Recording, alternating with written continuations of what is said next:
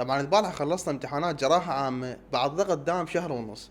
بس لو كنت عايش قبل 1000 سنة كان ما داوخت نفسي بكل هاي السالفة، وجبت لي محل وكتبت عليه قطعة عيادة الدكتور عباس، وأسرح وأمرح براحتي لا رقيب ولا حسيب. بس لو ما شفصت شخص واحد خرب كل الموضوع، وهاي الشفصة كانت كفيلة انه تخلي حاكم مدينة عظيمة يسوي قانون، وهذا القانون كان بمثابة نقمة على طبال الخرنقاية، وكان بمثابة نعمة للناس المريضة واللي تريد تتعالج عن طبيب زين. والمشكلة ان التاريخ ما سجل اسم هذا الشخص اللي شفص الشفصة، بس لو مسجله كانت رحمت له خوش رحمة بهاي الليلة. فشنو اللي صار بالضبط بذاك الوقت؟ خلونا نفسخ السالفة ونفتهمها سوية. اهلا بكم بحلقة جديدة من قناة عباس بيدي.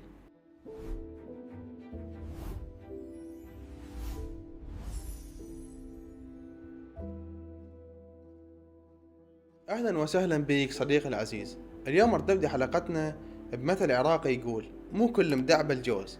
اختاريت هذا المثل لان هذا المثل بالضبط يشرح الحالة اللي كانت منتشرة بمدينة بغداد بالعصر العباسي بالتحديد، لان بذيك الفترة كانت منتشرة سالفة المتطبب. سالفة المتطبب هاي يعني انه الشخص يدعي الطب وهو بالحقيقة صفر على الشمال، لا يفتهم بالطب ولا يم الطب اصلا. لان بذاك الوقت ما كان الطب مثل ما نعرفه اليوم. يعني إذا تريد تصير طبيب مو شرط تروح للكلية وتتبهدل سنوات وتنضغط بامتحانات وتمتحن عدة امتحانات يلا تحصل لقب دكتور. اللي كان يريد يصير طبيب بذاك الوقت كان قدامه طريقين.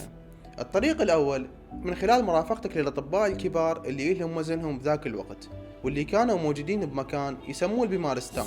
كلمة البيمارستان هي بالأصل كلمة فارسية وتعني دار المرضى، بس بالحقيقة يا صديقي إنه هذا المكان ما كان بس دار لرقود المرضى وعلاجهم، بالحقيقة بمقاييسنا الحالية اليوم يمثل مستشفى تعليمي. زين شلون؟ الطبيب الكبير مثل عندنا أبو بكر الرازي اللي كان بوقتها رئيس أطباء بغداد بالعصر العباسي، واللي كان رئيس البيمارستان المقتدر اللي كان موجود بذاك الوقت.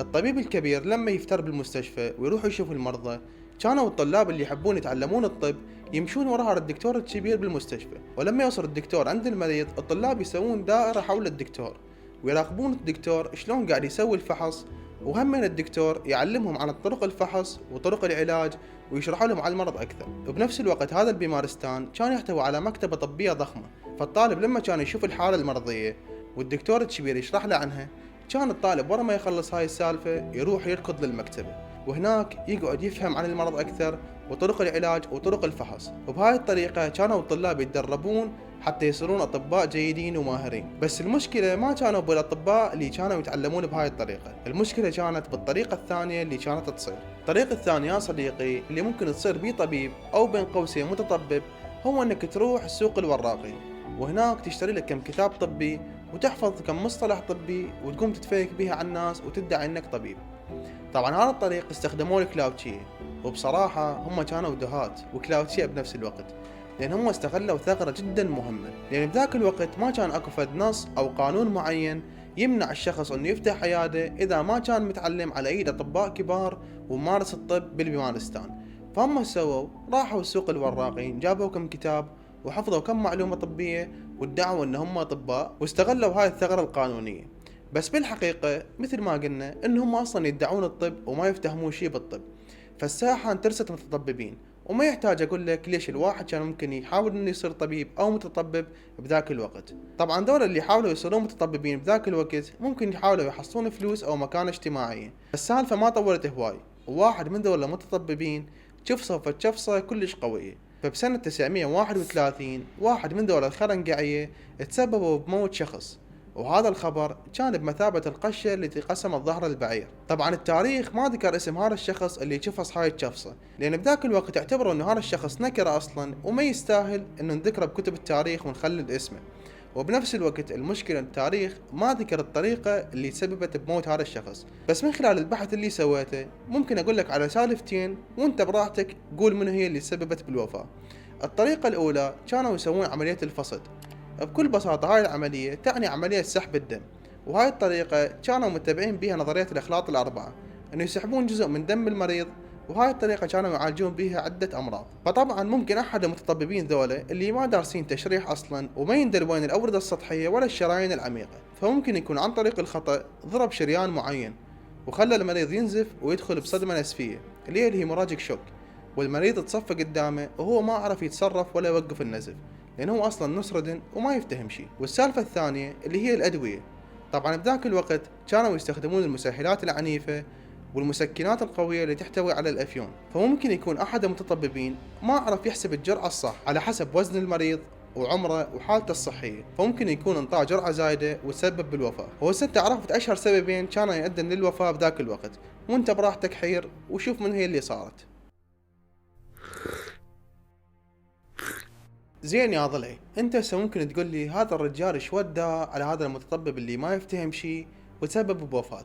يا صديق، انا ذكرت لك انه بذاك الوقت ما كان اكو قانون يمنع اي شخص من انه يفتح عياده الا اذا كان مجتاز امتحان او عنده فد شيء يثبت انه هو طبيب. فبذاك الوقت الناس البسطاء والفقراء ما كانوا يقدرون يفرقون بين الرازي وبين اي شخص ثاني يشتغل بمهنه مو طبيه، لان الاثنين اصلا ما عندهم شهاده او فد شيء يثبت ان هم اطباء. يعني السالفه كانت تايهه وماكو لا رقيب ولا حسيب. فخبر موت هذا الرجال صار ترند بذاك الوقت، والناس ببغداد كلها قامت تسولف بهذا الخبر وشلون صار وليش صار.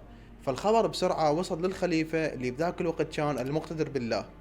فالخليفة هنا ضاج كلش وانفعل وطار عقله، وقال مستحيل اخلي ذول الجهلة يبقون يتلاعبون بارواح الناس وصحتهم. فالخليفة هنا سوى ما طلع ببيان استنكر وقال ندين ونستنكر ومن هاي السوالف، ولا سوى لجنة تحقيقية وطمطم الموضوع مثل ما يصير باغلب المكانات حاليا. لا، الخليفة اتخذ موقف كلش قوي، وجاب المحتسب اللي هو بذاك الوقت يمثل رئيس الشرطة الرقابية والبلدية والصحية بنفس الوقت، وصدر قرار رئاسي ممنوع أي شخص يمارس الطب بمدينة بغداد إلا بعد أن يمتحن ويجاز، يعني يحصل على شهادة طبية. فتخيل يا صديقي، كل العيادات بمدينة بغداد بذاك الوقت انقفلت وما حد يمارس الطب، لا الرازي ولا غيره ولا متطبب نصردن ولا أي أحد. فشنو اللي صار بذاك الوقت؟ اللي صار إنه الخليفة قام يدور على دكتور شاطر وماهر حتى يمتحن أطباء بغداد، ويقيم من الطبيب الزين اللي يستحق انه يكون طبيب ويعالج الناس، ومن الطبيب الخرنقع النصردن اللي لازم اصلا ما يتقربون على المرضى ولا يروحون عنده. ولازم نسوي فد قانون يمنع دول الخرنقعية من ان يفوتون للمهنة ويعبثون بارواح الناس. فالخليفة سوى دور على طبيب زين حتى يمتحن الاطباء بغداد وينطيهم هاي الاجازة. فهنا يجي دور بطلنا بالقصة واللي هو سنان بن ثابت. الخليفة هنا باوع يمنه وباوع يسره، وقال بمين اجيب هذا الطبيب اللي راح يمتحن اطباء بغداد. فهنا تذكر الطبيب سنان بن ثابت. هذا الطبيب يا صديقي ما كان طبيب عادي، لان هذا الطبيب كان طبيب الخليفة الشخصي، وبنفس الوقت كان رئيس اطباء بمارستانات بغداد، يعني كان مشرف على كل شيء، وتقريبا هو البيج بوس مال الطب ببغداد. بالضبط. فهنا الخليفة استدعى سنان وقال له يا سنان اسمع، ممنوع منعا باتا اي طبيب يفتح عيادة ببغداد الا بعد ان تمتحنه انت ويجاز وياخذ رقعة باسمه، الرقعة اللي هي اجازة مزاولة المهنة بذاك الوقت. طبعا سنان هنا سوى حضر مكان الامتحان، وبنفس الوقت نشر الخبر بكل بغداد، وقال يابا اللي يشوف نفسه كفؤ وفعلا هو طبيب يجي حتى امتحنه وانطيه شهادة مزاولة مهنة يروح يشتغل بها كطبيب. طبعا ما يحتاج اقول لك ان الاطباء الخرنقعية النصردن المتطببين اصلا ما اجوي ولا حضروا الامتحان، لان يعرفون راح يتبهدلون قدام هذا الطبيب العظيم. طبعا سنان سوى استثنى بعض الاطباء الكبار اللي هم اطباء قصر الخلافة وبعض الاطباء اللي معروفين بذاك الوقت بوزنهم ومكانتهم العلمية من الامتحان كنوع من التكريم لهم. وبحسب الاحصائيات انه سنان بذاك الوقت امتحن 860 طبيب بس ببغداد. انت متخيل الرقم 860 طبيب؟ طبعا اللي كان يجتاز هذا الامتحان وينجح كان سنان يكتب له رقعة بخط اليد ويقول له انت مجاز انك تشتغل كطبيب. بس السالفة الاحلى من هذا الامتحان اللي هو الاول من نوعه بالعالم انه سنان ما اكتفى بالامتحان وبس، وما كان يسأل اسئلة عامة وعشوائية بهذا الامتحان. سنان كان يجي يقول له يابا انت شنو تحب تشتغل؟ مثلا طبيب يقول له جراح، فسنان كان يسأله بكتب الجراحة القلنوس حتى لا يضرب له شريان او وريد او عصب بالغلط اذا ما قال تشريح مثل ما صار ويا صاحبنا المتطبب النصردن. مثلا واحد ثاني يقول له انا اشتغل كحال اللي هو طبيب عيون، وواحد ثالث كان يقول له مثلا اشتغل طبيب كسور، فكان يسأله بامراض الكسور وامراض العظام وطرق رد الخلع. فالسالفة هنا ما كانت بس إجازة رسمية، وإنما كانت امتحان للتخصصات حتى كل طبيب يشتغل اختصاص معين وما يروح على الاختصاصات الثانية اللي هو ما عنده معرفة بيهن. والأحلى من هذا كله إنه سنان أخذ عليهم قسم وخلاهم بين قوسين يحلفون، يعني هذا القسم كان يجبر الطبيب إنه ما ينقسم ولا ينطي جرعة دوائية قاتلة ولا ينطي دواء يسبب إجهاض جنين للمرأة. وهنا صار عندنا أول نظام طبي بالعالم يمتحن الأطباء وينطيهم إجازة رسمية. يعني السالفة مو هيتا مثل قبل أي واحد يفتح محل ويدعي أنه هو طبيب، لا هسه السالفة صارت رسمية وكل واحد عنده إجازة، يعني الشرطة لما يجون عليك يقول لك يابا وين اجازتك، تطلع لهم الاجازة وتمام وامورك طيبة. بس اذا ما عندك اجازة راح ياخذوك على القلق. يعني الحبس.